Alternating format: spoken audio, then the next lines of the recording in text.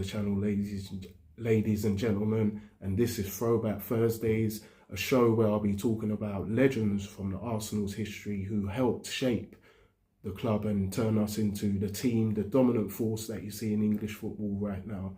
And the first person that I thought I'd speak about is the real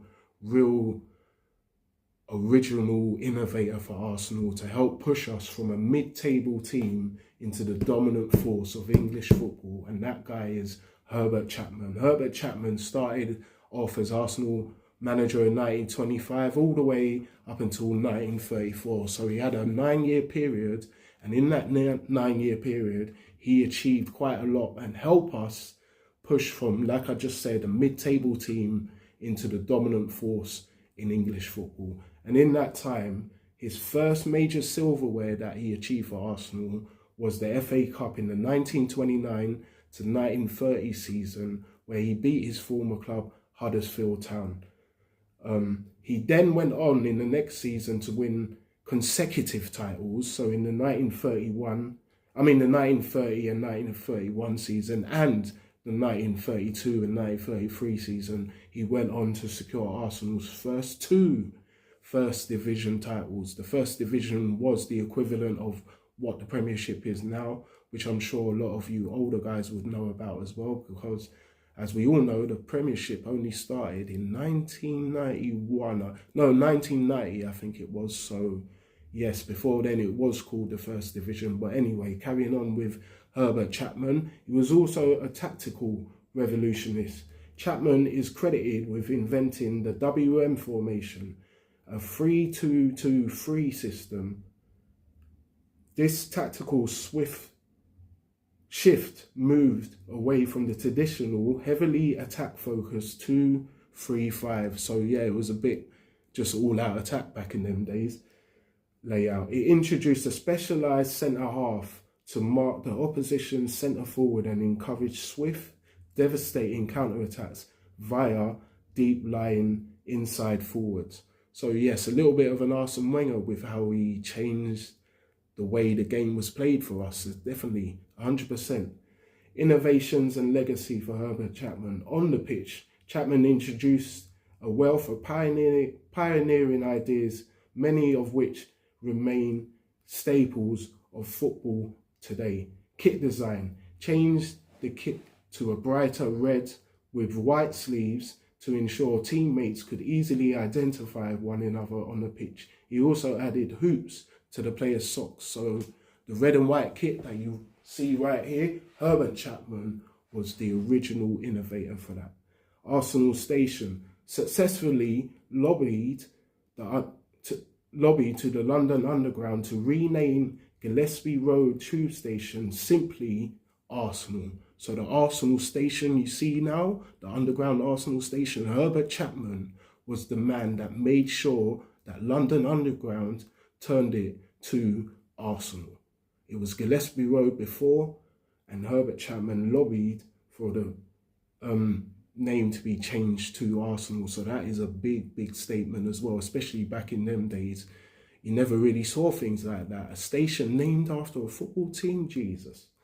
And Matchday Advancement advocated for the use of numbered shirts, white footballs, to improve visibility, and was one of the earliest managers in Britain to experiment with floodlights at Highbury. So imagine that. He was one of the first managers to say, yo, we can play night games, we just need floodlights, kind of thing.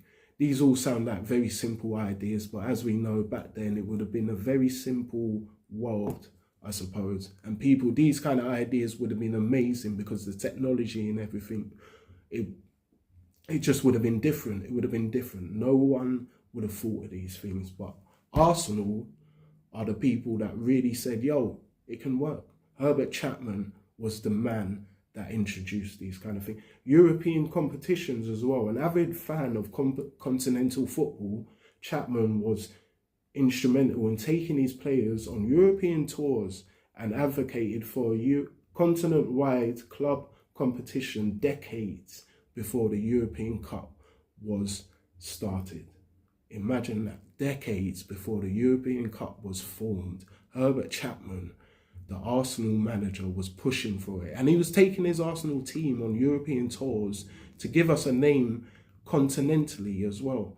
So again, a very big innovator and a very big reason why Arsenal could push on and become the dominant force in English football around those times. But yes, like we said, he was only a manager for Arsenal for 9 years, 1925 to 1935. And tragically, Chapman's tenure was cut short when he died suddenly from pneumonia, which again, you can survive from pneumonia now because things have advanced. But in January 1934, at the age of 55, his team, however, carried his blueprint forward, going on to win a hat-trick of consecutive league titles under his successor, George Allison. So Herbert Chapman there, for the people that didn't know, he is the original Mr. Arsenal. He is the reason why we have the red kit with white sleeves. He is the reason why the underground station is called Arsenal. And he is the reason why we pushed on and became the team that we are now. But until next time, people, Throwback Thursdays will be happening every Thursdays. If you could comment about this video, I don't mind. It always helps my video. If you could like this video, I'll be so grateful. And always, like I say, subscribe to my channel, people. It would help me so much. Thank you. And until next time, Throwback Thursdays will be here every Thursdays. And next week Thursday, I'll be talking about another legend, another person who I believed was a real reason and helped me actually decide that, yo, I'm going to support Arsenal as well. And that is who I call Mr. Arsenal himself, Tony Adams. But yes, people, like I said, until next time, take care. And as always, come on, you Gunners.